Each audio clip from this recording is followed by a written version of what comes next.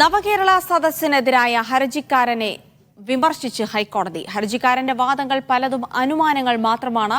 അത്തരം കാര്യങ്ങൾ വിളിച്ചു പറയാൻ കോടതിയെ ഉപയോഗിക്കരുതെന്നും ഡിവിഷൻ ബെഞ്ച് പറഞ്ഞു. കോടിക്കണക്കിന് രൂപയാണ് സദസ്സിനായി ചെലവഴിക്കുന്നതെന്നായിരുന്നു ഹർജിക്കാരന്റെ വാദം. ക്രിസ്തുമസ് അവധിക്ക് ശേഷം ഹർജിയിൽ വാദം തുടരും. ഷംന അശോകുണ്ട് വിവരങ്ങൾ നൽകാനായി. ഷംന, എന്തായിരുന്നു ഹർജിക്കാരൻ ഹർജിയിൽ പറഞ്ഞിട്ടുള്ള കാര്യങ്ങൾ?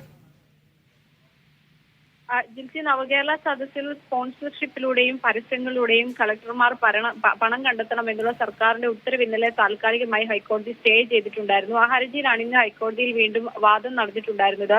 സ്പോൺസർഷിപ്പ് എന്തിനൊക്കെ ആവാം എന്നതിൽ വ്യക്തതയില്ല, അല്ലെങ്കിൽ ചില മാനദണ്ഡങ്ങൾ വേണം, അതില്ല എന്ന് പറഞ്ഞുകൊണ്ടാണ് ആ ഉത്തരവ് സ്റ്റേ ചെയ്തിട്ടുണ്ടായിരുന്നത്. എന്നാൽ സ്പോൺസർഷിപ്പ് എന്തിനൊക്കെ ആവാമെന്ന് കൃത്യമായ ഉത്തരവിൽ പറഞ്ഞിട്ടുണ്ട് എന്നുള്ളതാണ് സർക്കാർ മറുപടിയായിട്ട് നൽകിയിട്ടുള്ളത്. ഇക്കാര്യം മലയാളത്തിലുള്ള ഉത്തരവിൽ കൃത്യമായി പറഞ്ഞിട്ടുണ്ട് എന്നും അഡ്വക്കേറ്റ് ജനറൽ ഹൈക്കോടതി അറിയിച്ചിരുന്നു. ഈ സമയത്താണ് നവകേരള സദസ്സിന് വേണ്ടി കോടിക്കണക്കിന് രൂപയാണ് ചെലവഴിക്കുന്നത് എന്നുള്ള കാര്യം ഈ ഹർജിക്കാരന്റെ അഭിഭാഷകൻ ഹൈക്കോടതി അറിയിച്ചത്. എന്നാൽ ഇപ്പോൾ ഈ ഹർജിക്കാരന്റെ ആവശ്യത്തിനും അപ്പുറമുള്ള ചില കാര്യങ്ങളാണ് ഹർജിക്കാരൻ ഉന്നയിക്കുന്നത് എന്നുള്ളതാണ് കോടതി വിമർശിച്ചിട്ടുള്ളത്. ഹർജിക്കാരന്റെ വാദങ്ങൾ പലതും അനുമാനങ്ങൾ മാത്രമാണ്. അത്തരം കാര്യങ്ങൾ വിളിച്ചു പറയാൻ കോടതി ഉപയോഗിക്കരുത് എന്നുള്ളൊരു താക്കീത് ഡിവിഷൻ ബെഞ്ച് നൽകിയിട്ടുണ്ട്. ഈ ഹർജിയിൽ ഇനി ക്രിസ്മസ് അവധിക്ക് ശേഷമായിരിക്കും വാദം തുടരുക. പക്ഷേ AG പറഞ്ഞ ചില പ്രധാനപ്പെട്ട കാര്യങ്ങളുണ്ട്. മലയാളത്തിലുള്ള ഉത്തരവാണ് ഇതുമായി ബന്ധപ്പെട്ട് സർക്കാർ പുറത്തിറക്കിയിട്ടുള്ളത്. അതിൽ കൃത്യമായി തന്നെ കലക്ടർ നേരിട്ട് പണം പിരിക്കണമെന്ന് പറയുന്നില്ല. സ്പോൺസർമാർ സ്വമേധയാ സന്നദ്ധരായി വന്ന് പണം നൽകാമെന്ന് പറയുകയാണെങ്കിൽ അത് റെസിപ്റ്റ് നൽകി വാങ്ങാം എന്നുള്ളതാണ് പറഞ്ഞിട്ടുള്ളത് എന്നുള്ളതാണ്